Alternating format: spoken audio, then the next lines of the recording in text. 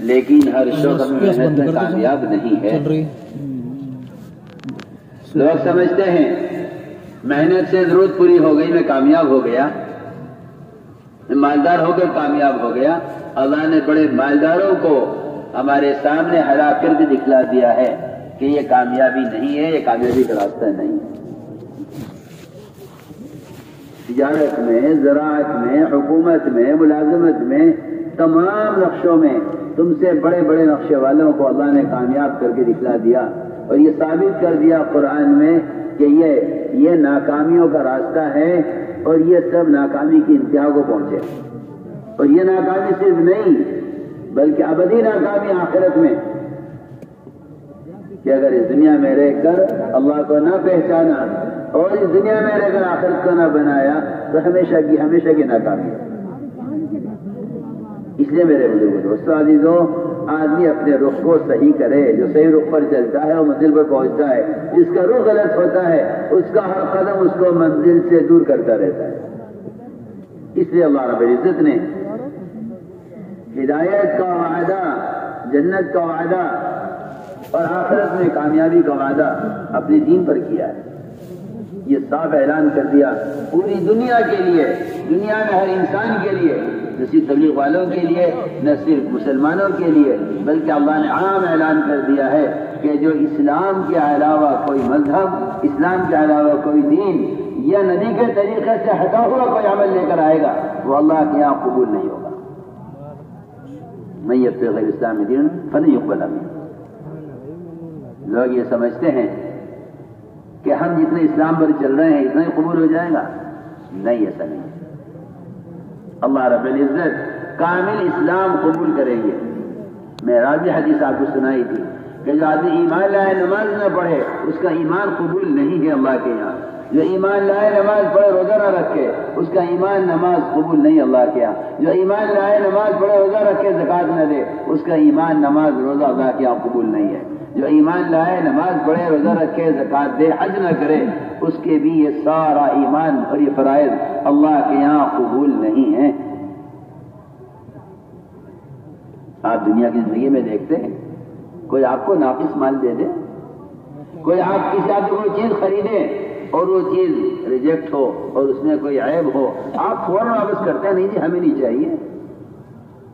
لاکھ خوشامد کر لیں آپ کہ لے لو، کہ نہیں لے سکتے، آپ کا مال ہمیں نہیں چاہیے، اس میں عیب ہے، یہ ٹوٹا ہوا ہے، ہم آپ سے چیز خرید رہے ہیں۔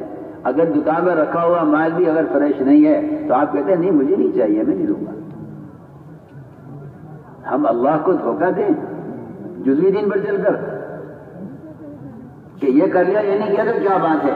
وجہ اس کی یہ ہے ہم ناقص اسلام سے اس لیے راضی ہیں کہ ہم اپنے اسلام کو کفر کے مقابلے میں لاتے ہیں، نماز کو فاسق کے مقابلے میں لاتے ہیں، ہم اپنے ایمان کو کافر کے مقابلے میں لاتے ہیں۔ اس لیے جتنا ایمان ہے کافی ہے، جتنی نماز ہے کافی ہے اور جتنا روزہ ہے کافی ہے، کیونکہ اور لوگ تو یہ بھی نہیں کر رہے، میں یہ تو کر رہا ہوں۔ کسی آدمی کے عمل کے قبول ہونے کے لیے یا کسی مسلمان کے اللہ کے یہاں ایمان کے قبول ہونے کے لیے یہ نہیں ہے کہ وہ اپنے بعد والوں کو پیچھے والوں کو دیکھے، بلکہ اس کے قبولیت کا سب سے بڑا معیار یہ ہے کہ آگے والوں کو دیکھے۔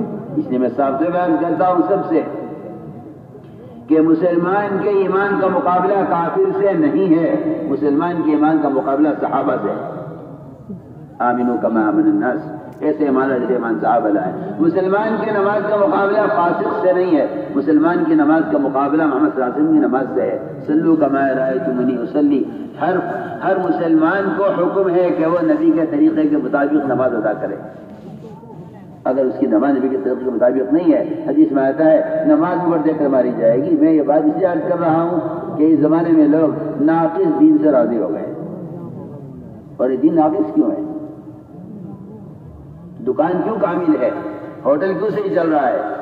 مکان کیوں اچھا بن گیا ہے؟ ہر چیز کامل ہو رہی ہے، یہ دنیا کی کسی ناقص چیز پر راضی نہیں ہے۔ کپڑے بہت اچھے بنا لیے، شادی اچھی رچا لی، وجہ اس کی یہ ہے کہ یہ دنیا کی محنت کر رہا ہے، اس لیے اس محنت میں ہر چیز کو کام بنانا چاہتا ہے۔ دین کی محنت نہیں کر رہا ہے، اس لیے اس کی کوئی پرواہ نہیں کہ نماز میرے اوپر دے کر ماری جا رہی ہے، یہ نماز اللہ کیا قبول ہونے کے قابل پڑی ہے، میں نے اسے کوئی پرواہ نہیں۔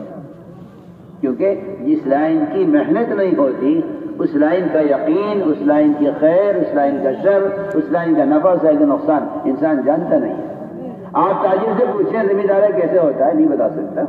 آپ زمیندار سے پوچھیں تجارت کیسے ہوتی ہے، نہیں بتا سکتا۔ آپ ڈاکٹر سے پوچھیں کہ کھیتی باڑی کیسے ہوتی ہے، نہیں بتا سکتا، اس کی لائن نہیں ہے۔ تو آپ میری بات پر غور کریں، جو مسلمان دنیا کو مقصد بنا کر چل رہے ہیں، انہیں دین کی کیسے خبر ہوگی؟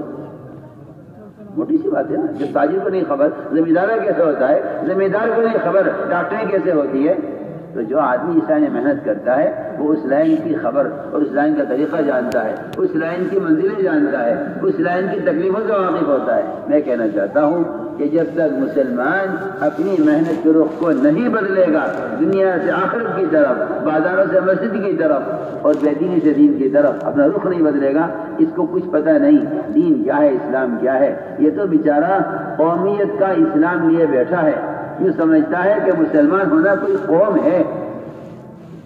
اسلام قومیت کا نام نہیں ہے، اسلام قومیت۔ میں تم سے کہہ دوں اسلام اسلامی ملک کا نام بھی نہیں ہے۔ اسلام اس دھوکے میں لوگ پڑے ہوئے ہیں، اسلامی ممالک کو اسلام سمجھتے ہیں۔ میں اللہ کی قسم کھا کر کہہ سکتا ہوں اسلامی ممالک بھی اسلام نہیں ہے۔ اسلام کیا ہے؟ ہر فرد کا اپنی ذات سے اللہ کے فرائض کو نبی کے طریقے پر پورا کرنا اور ہر مسلمان کا سر سے لے کر پیر تک سنت کے رنگ میں رنگنا، اللہ کی قسم اس کے علاوہ کسی اور چیز کو اسلام کہنا، یہ اللہ تعالیٰ کو دھوکہ دینا ہے۔ سر سے لے کر پیر تک اگر مسلمان سنتوں سے مزین نہیں ہے تو یہ نفاق ہے، اللہ کی قسم نفاق ہے۔ آپ میری بات سے انکار نہیں کر سکتے، آپ سمجھیں گے بڑی سخت بات ہے، میں کہتا ہوں اسے سخت بات کہنے کی ضرورت ہے۔ آپ کے ذہن میں اسلام ایک تصور ہے، آپ مسجد کو دیکھ کے اسلام سمجھتے ہیں، آپ بیت اللہ کو دیکھ کے اسے اسلام سمجھتے ہیں؟ نہیں۔ ایک مسلمان کا معاملے میں، معاشرے میں، اخلاق میں، شکل صورت میں، سر سے لے کر پیر تک، اپنے لباس، اپنی حیت میں، اپنے کاروبار میں، کھانے کمانے خرچ کرنے میں، بیاہ اور شادی میں، ایک مسلمان کا سنت کا متبع ہونا، اللہ کی قسم اس کے علاوہ کسی اور چیز کو اسلام نہیں کہتے۔ وہ تو یہ پتہ چلے گا قیامت میں، جب حضور اکرم صلی اللہ علیہ وسلم کہیں گے اے اللہ میری امت میری امت، اللہ فرمائیں گے نہیں، تمہیں نہیں خبر، یہ تمہاری امت نہیں ہے، انہوں نے تمہارے بعد کیا کیا حرکتیں کی ہیں، تمہارے طریقوں کیسے بدلا ہے، اور تمہارے سننے کو کیسے چھوڑا ہے، اور تمہاری سننے کو کیسے مٹایا ہے۔ لا تدری ما احدث بعدک، محمد آپ نہیں جانتے انہوں نے آپ کے دین کو کیسا بدلا ہے بعد میں، کن کن شکلوں کا نام انہیں اسلام رکھا ہے آپ کو نہیں معلوم، یہ آپ کی امتی نہیں ہے۔ دیکھیے آپ قیامت میں اللہ تعالیٰ صاف فرما دیں گے، جو آدمی اتباع سنت پر ہوگا وہ پہچانے گا محمد صلی اللہ علیہ وسلم کو قبر میں بھی، جو اتباع سنت پر ہوگا وہ اسی کو پہچانے گا محمد صلی اللہ علیہ وسلم قیامت میں بھی۔ سیدھی بات ہے۔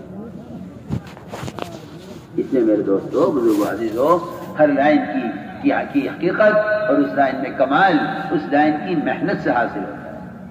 اس لیے ہم عرض کرتے ہیں کہ سب سے پہلا کام یہ ہے اپنی محنت کے رخ کو بدلو۔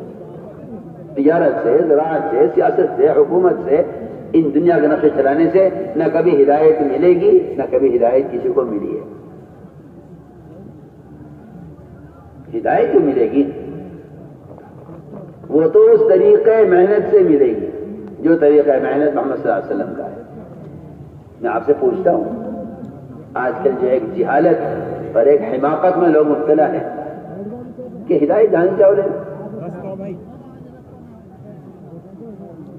کیا ضروری کہ ہدایت مسجد سے ملے گی؟ کیا ضروری ہے کہ ہدایت اور علم علماء کی صحبت سے ہی ملے گا؟ کیا ضروری ہے؟ جان چاہو لیں۔ میں پوچھتا ہوں آپ سے، جوتا گٹھوانا ہو، سناری دکان پر، لوہار کی دکان پر، کسی گوشت والے کی دکان پر چلے جاؤ، آپ کو جوتا گٹ جائے گا؟ گاٹ دے گا جوتا کوئی؟ آپ کو جوتا گاٹنے کے لیے موچی کی دکان پر ہی آنا پڑے گا۔ آپ کے گھر میں وہ سوئی نہیں ہے جو سوئی جوتے کو گاٹتی ہے، وہ سوئی صرف موچی کے پاس ملے گی۔ کہاں جا رہے جی جوتا لے کے؟ موچی کے کیوں جا رہے موچی کے پاس؟ اتنے بڑے آدمی، جوتا ٹوٹ گیا ہے۔ میں تم سے پوچھتا ہوں، تم علاج کے لیے کسی گوشت دکان پہ چلے جاؤ، اسپتال جاؤ، دنیا کے معمولی کام اپنے ٹھیے کے بغیر نہیں ہوتے تو اللہ کا دین اور ہدایت یہ اللہ کے گھر کے بغیر کیسے حاصل ہو جائے؟ سوچو تو صحیح۔ اس لیے میں نے عرض کیا کہ اللہ تعالیٰ نے تاکید کے ساتھ ہدایت کو مسجد کے ساتھ جوڑ دیا ہے اور تاکید کے ساتھ ہدایت کو جوہد کے ساتھ جوڑ دیا ہے۔ قرآن آنکھ کھول کے پڑھو، پتہ چلے گا کہ اللہ نے ہدایت کو اور اللہ تعالیٰ نے یعنی کس لائن کے ساتھ اللہ نے ہدایت کا وعدہ کیا، کہاں سے ہدایت کو جوڑا ہے۔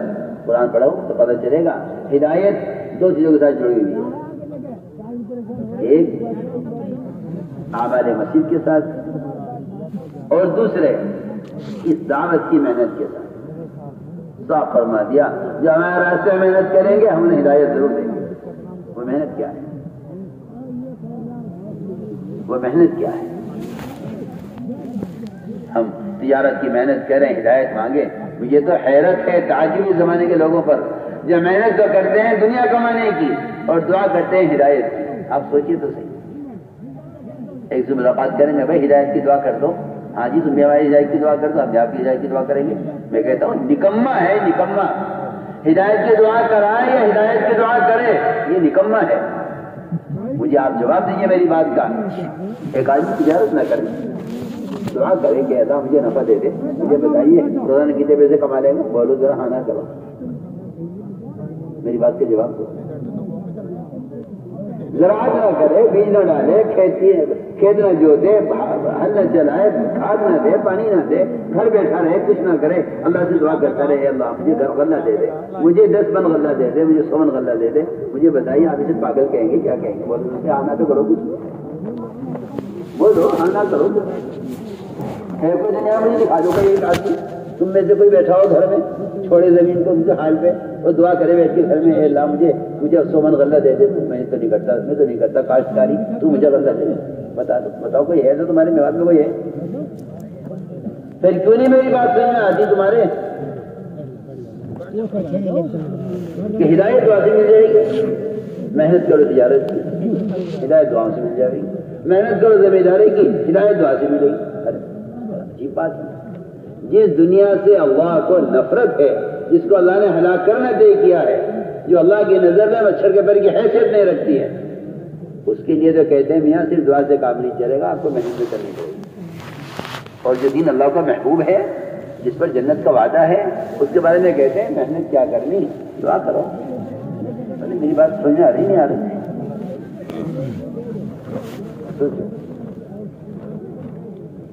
گشت لوگ ہو گئے تو کیوں؟ نکلنے کو گئے تو کیوں؟ آپ مجھے بتائیے، کوئی ہے تم میں ایسا کس لوگ گشت کرتا ہے، لوگوں سے کہتا ہے بھائی دکان میں چلے جاؤ، بھائی دکانیں کھول لو، بھائی چلے جاؤ کھیتی میں چلے جاؤ، دیکھو کھیتی سوکھ جائے گی، بھائی پانی دے دو جا کے۔ کوئی ہے تم میں جو گشت کرتا ہو اس کے لیے؟ بتاؤ۔ کوئی ایک جماعت کسی گاؤں میں ہو، کسی حلقے میں ہو تمہارے، جس وقت اٹھ کے گشت کرتی ہو، لوگوں کے پاس جا کر انہیں ترغیب دیتی ہو کہ تجارت کر لو، دکانیں کھول لو، کھیتیوں میں چلے جاؤ؟ جس کام کو کرنا نہیں ہے اس کے لیے لاکھ ترغیب دیتے رہو، جس کام کو کرنا ہے اس کے لیے کسی ترغیب کی ضرورت نہیں۔ تو میرے دوستوں، سب سے بنیادی بات یہ ہے کہ کامیابی کے لیے اور ہدایت کے لیے اللہ رب العزت نے اس امت کو ایک کام دیا ہے۔ جس طرح محمد صلی اللہ علیہ وسلم امت کی ہدایت کے لیے دین لے کر آئے ہیں، ایسے ہی آپ نے امت میں دین کے باقی رکھنے کے لیے اور امت میں دین کے باقی رہنے کے لیے اللہ رب العزت نے ایک طریقہ محنت بھی دیا ہے۔ ایسا نہیں ہے کہ ہر زمانے میں اس زمانے کے اعتبار سے ہدایت ملے گی۔ میں کہتا ہوں اس زمانے کے لوگوں کی عقلیں ماری گئی ہیں، میں خوب جانتا ہوں، خوب سمجھتا ہوں، خوب جانتا ہوں، خوب سمجھتا ہوں۔ اس زمانے میں ایسے مسلمان ملیں گے پڑھے لکھے جو یہ کہیں گے کہ زمانے میں ہر زمانے میں ہدایت زمانے کے اعتبار سے ملے گی۔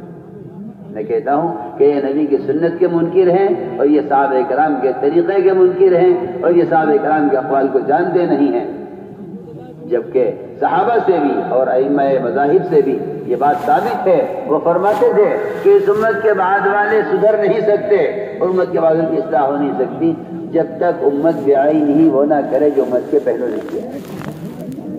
آپ دیکھیے، آپ نے امت کی تربیت کو صحابہ کی اقتدا کے ساتھ اور امت کی ہدایت کو اپنے اتباع کے ساتھ جوڑ دیا ہے۔ قرآن نے صاف کہہ دیا ان تطیعوہ تہتدوا، ہدایت پر صرف وہ آئے گا جو نبی کا اتباع کرے گا۔ اتباع بھی صرف عبادات میں، ضروریات میں نہیں، بلکہ اس میں بھی اتباع کرنا لازم ہے کہ آپ صلی اللہ علیہ وسلم کا طریقہ دعوت کیا تھا۔ سوچے تو صحیح، جب نبی کے استنجے کی سنت کا اتباع لازم ہے تو جس کام کی نبی کو بھیجا گیا ہے دعوت اللہ، اس میں اتباع کرنا کتنا لازم ہوگا۔ حضرت نبی وقت غور کریں گے کیا کہہ رہا ہے۔ لوگ کہتے ہیں کہ میاں کوئی ضروری نہیں ہے، کوئی لازم طریقہ نہیں ہے، کیسے نہیں؟ ہدایت کا کوئی لازمی طریقہ نہیں ہے ہدایت کے حاصل کرنے، جس طرح چاہو کرو، علم جس طرح چاہو سیکھو۔ میں کہتا ہوں کیا کوئی یہ کہہ دے کہ نماز جس طرح چاہو پڑھو، کہ نہیں ہو سکتا۔ نماز ایک ہی طرح پڑھی جائے گی، صلو کما رأیتمونی اصلی، جس طرح محمد صلی اللہ علیہ وسلم اپنی نماز میں امت کے لیے قیامت تک واسطے نمونہ ہیں، آپ ضروریات میں، دعوت میں، طریقہ محنت میں بھی امت کے لیے آپ قیامت تک واسطے نمونہ ہیں۔ یہ بات جاننی چاہیے کہ رواج سنت کے مقابلے پر آ گیا ہے۔ کیا تعلیم و تعلم، کیا ذکر و اذکار، سب، کیا دعوت و تبلیغ، ہر چیز پر رواج غالب آ رہا ہے۔ کیا کھانا پینا، کیا شادی لباس، ہر چیز پر رواج غالب آ رہا ہے۔ لوگوں نے رواج کو ہی دین سمجھ لیا ہے، لوگوں نے رواج کو ہی دین سمجھ، سنتیں مردہ ہوتی چلی جا رہی ہیں، اور یہ رواج کے علم بردار بن کر اس کوشش میں ہیں کہ جو جس زمانے میں اس طرح سہولت ہے اس طرح کام کرو۔ اسلام میں تنگی نہیں ہے، نہیں یہ مطلب نہیں ہے اسلام میں تنگی کا، یہ مطلب نہیں ہے۔ بھائی بیٹھ جاؤ جہاں جگہ ملے یار، میری بات توجہ سے سننا۔ اس لیے میں تاکید سے کہہ رہا ہوں کہ ہم اس طریقے محنت کے پابند ہیں جو طریقہ محنت محمد صلی اللہ علیہ وسلم آپ کے صحابہ کا۔ پہلی بات نہیں ہے۔ دوسری بات یہ ہے کہ اس محنت کے ذریعے سب